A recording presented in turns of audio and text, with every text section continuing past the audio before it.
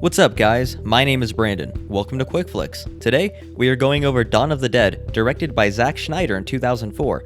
Fun fact, this is actually Zack's directorial debut, and surprisingly, he's returning to the zombie genre with Army of the Dead, which is a Netflix original, which is set for release in the winter season of 2020.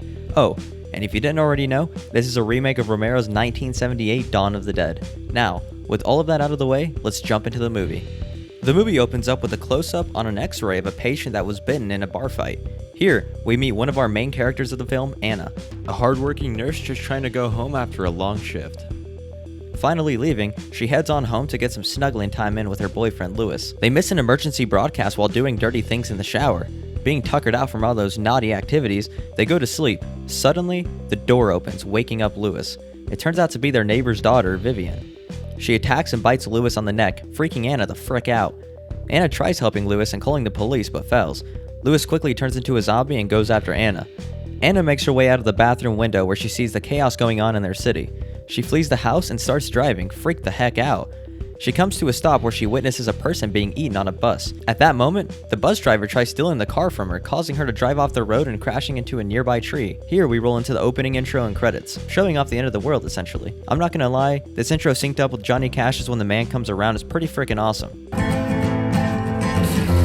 When the man comes around. Anna finally wakes up and crawls out of her car, only to find that she has a shotgun in her face. At the other end of the gun is one of our other main characters, Kenneth, a BA cop. They decide to tag along and eventually come across another group of survivors, Michael, Andre, and Andre's pregnant wife, Luda. They all decide to group up and head to the mall for shelter and security. On the way in, they run into a bit of trouble with a few Zeds. Fun fact, the one missing an arm is actually armless in real life. They hold off the zombies and shut the door. They bust through a shop window with a frickin' toilet to enter the halls of the mall, which is a terrible idea if you ask me. Michael and Andre decide to scope out the surrounding areas for zombies, while Kenneth watches over the ladies. Michael ends up running into a zombie in a sports shop and ends up drilling a spike through its head. Luda runs into the same issue. A zombie comes out of nowhere and attacks her. Kenneth takes over and fights the zombie, gashing his arm open on the fountain. Anna picks up his shotgun and shoots the zombie, making the zombie twitch and freak out, I guess? I don't know. The group meets back up and takes the elevator upstairs where they run into 3 security guards, Terry, CJ, and Bart. CJ and Barton state some strict rules if they want to stay. On the other hand, Terry is more of a kind person, willing to let them stay, but unfortunately has no say over the situation. Andre and Luda make a run to the restroom to look at Luda's injury she got when that security guard zombie attacked her. Meanwhile, the group sets up signs signaling that they are alive to any possible helicopters or nearby survivors. They suddenly hear gunshots. They quickly realize it's Andy, the owner of the gun shop across the street. He points out a helicopter in the sky that flies over them, but the heli just keeps going on about its day. The next day, they notice a truck outside, driving wildly, hitting zombies and stuff. The group debates with CJ and Bart about letting them in the mall. The group overpowers both Bart and CJ and lock them in a cell. Andre and Michael quickly head downstairs to help the survivors make it into the mall, but end up just having a cool shootout with the zombies. The survivors, Steve, Glenn, Tucker, Monica, Frank, Nicole, Norma, and a big lady who looks very ill, make it into the mall safely. Meanwhile, Kenneth is on the roof becoming friends with Andy. They start having little chats via binoculars, whiteboards, and markers. Anna checks on the survivors from the truck. Frank seems to be bitten, and the lady without a name ends up turning into a mother heckin' zombie. A scary heckin' zombie at that. Anna puts a fireplace poker right through her brainium. Fun fact, the big lady zombie is actually played by a guy. They just put a whole bunch of makeup on him and a wig, and boom, turned into a lady. Whether we made him look like a woman or not, he had to play a woman. After this, the group realizes they need to kill or isolate Frank due to his bite. Frank and Nicole say their goodbyes and Kenneth shoots Frank in the head. Damn, sad moment. But to cheer us up, we get a fun montage of the group doing things, trying to forget about the apocalypse, while a happier version of Down with the Sickness plays.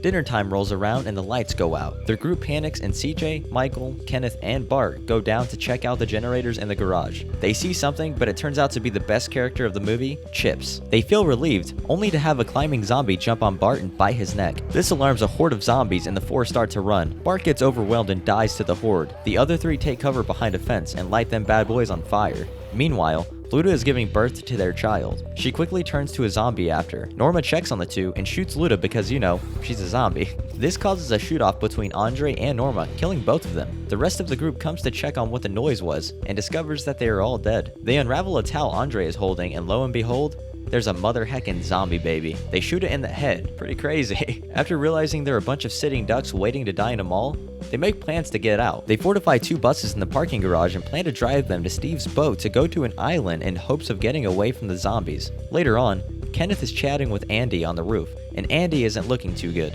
The man is starving, and Kenneth comes up with a plan to send him food. They send Chips across the lot with some food. When Andy opens the door to let him in, the zombies swarm the place and bite Andy. Nicole freaking out over Chips, she takes it upon herself to drive the truck back over there and save him.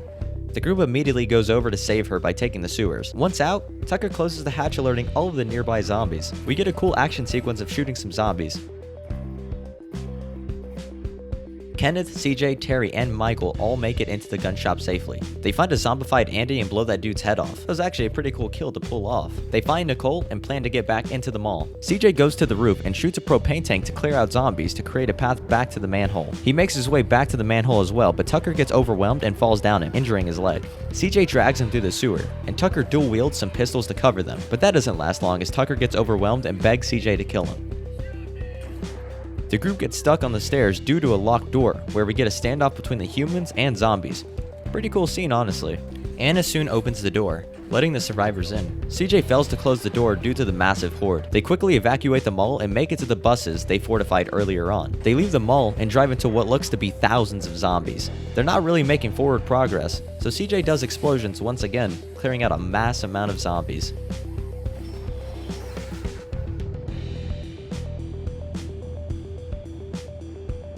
The group drives on down the road toward the dock, when Kenneth notices a zombie still hanging onto the side of the bus. Glenn pulls out a chainsaw at the same time Kenneth takes a hard turn, causing Glenn to fall into Monica, killing her and himself. This causes Kenneth to crash the bus.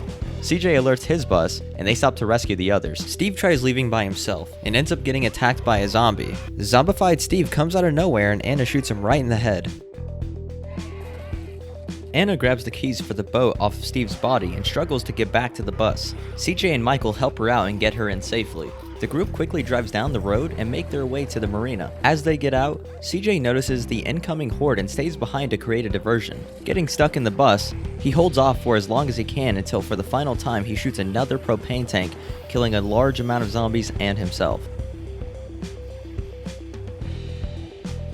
The group gets ready to head onto the water when Michael lets them know he got bitten saving Anna earlier. He stays behind as the group sails off. We get the last shot of the film, Anna looking off into the distance, and we hear a gunshot, obviously implying Michael shoots himself.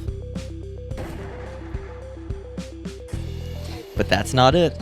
We can see some clips in the credits showing the remaining survivors sailing and reaching the island. However, this island is also overrun with zombies. The clip ends without knowing for sure what happens to the survivors. It's left over for debate as they kill off as many zombies as they can.